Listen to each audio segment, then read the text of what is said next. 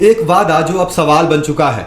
2015 में प्रधानमंत्री मोदी जी ने कहा था हम 44 साल पुराने लेबर कानूनों को हटाकर सिर्फ 4 आसान कोड बनाएंगे। सुनने में अच्छा लगा कि चीज़ें आसान होंगी, मजदूरों को फायदा होगा। लेकिन 10 साल बाद जब ये 4 लेबर कोड्स लागू करने की तैयारी हो रही है तो पूरे देश में विरोध हो रहा है। क्यों 25 करोड़ से ज़्यादा मजदूर सड़कों पर उतर आए हैं? क्यों भारत के हर बड़े राज्य में transport, coal factory, even IT sectors तक में हलचल मच गई है? क्योंकि जो सुधार कहे जा रहे थे वो असल में एक नौकरी पेशा इंसान की जड़ें हिला रहे थे। अब हम जानेंगे क्या थे ये पुराने कानून और क्या बदला। तो भारत में पहले 44 अलग अलग कानून थे। हर सेक्टर के लिए अलग अलग प्रोटेक्शंस थे। मजदूर को पता था अगर नौकरी गई तो ग्रेच्युटी मिलेगी, अगर फैक्ट्री में कुछ हुआ तो इंस्पेक्टर जांच करेगा और अगर शोषण हुआ तो यूनियन साथ देगी। अब ये 44 कानून हटाकर लाए गए हैं सिर्फ 4 code on wages, industrial relation code, social security code, occupational safety, health and working condition code. कहा गया सभी के लिए आसान बनाएंगे, पर अब जो नया सिस्टम आया है उसमें आसान सिर्फ कंपनी वालों के लिए हुआ है, मजदूरों के लिए नहीं। पहले अगर किसी फैक्ट्री में 100 से ज़्यादा मजदूर होते थे तो उसे सरकार से इजाज़त लेनी पड़ती थी अगर वो किसी को निकालना चाहती थी। अब ये लिमिट बढ़ाकर 300 कर दी गई है। मतलब 300 तक की कंपनी किसी को भी निकाल सकती है बिना किसी वजह, बिना किसी कॉम्पनसेशन के। और सबसे खतरनाक बात, अब फिक्स टर्म एम्प्लॉयमेंट को लीगल बना दिया गया है। मतलब आप 6 महीने, 9 महीने, 1 साल के कॉन्ट्रैक्ट पर रखे जाएंगे और कॉन्ट्रैक्ट खत्म तो आपकी नौकरी भी खत्म। नो ग्रेच्युटी, नो प्रोटेक्शन, ना कोई पूछने वाला। पहले अगर मजदूरों का शोषण होता था तो वो मिलकर अपनी यूनियन बना सकते थे, अपनी आवाज़ उठा सकते थे, इवन निगोशिएट भी कर सकते थे। लेकिन अब यूनियन बनाने के लिए इतना सारा पेपर वर्क और रिस्ट्रिक्शंस डाल दिए गए हैं कि कोई भी मजदूर हिम्मत ही नहीं कर सकता।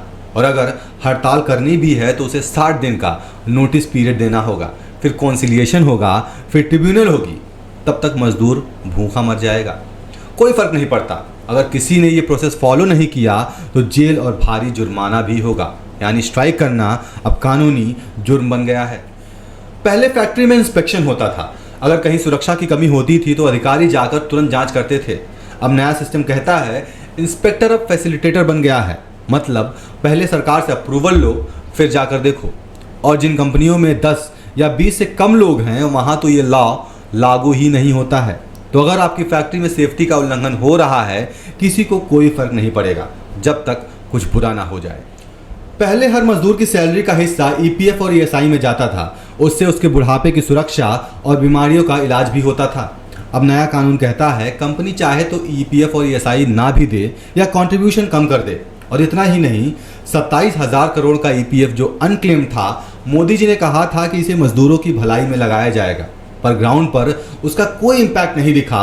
और जो इनफॉर्मल वर्कर्स हैं जैसे gig workers, delivery boys, construction worker, उनके लिए ये कानून सिर्फ वेग वादे करता है, कोई सॉलिड सिस्टम नहीं देता है। नहीं, इन सारे कोड को पास किया गया था 2020 के मॉनसून सेशन में, जब सांसद में सिर्फ गिने चुने सांसद मौजूद थे।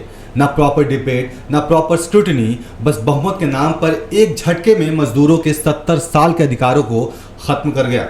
और अब इन 4 कानूनों के अंदर भी सरकार को पावर दे दी गई कि वो नोटिफिकेशन के जरिए कुछ भी बदल सकती है।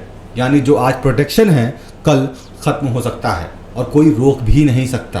क्योंकि अब कोई भी एम्प्लॉय, चाहे वो फैक्ट्री वर्कर हो, डिलीवरी बॉय हो या फिर ऐप डेवलपर, हर कोई इन कानून से प्रभावित होगा। आज गिग इकॉनमी में काम कर रहे करोड़ों लोग जिनके पास कोई रिटन कॉन्ट्रैक्ट नहीं होता, कोई पीएफ नहीं, कोई छुट्टी नहीं, उनके लिए भी इन कोर्ट्स में कोई मजबूत फ्रेमवर्क नहीं है।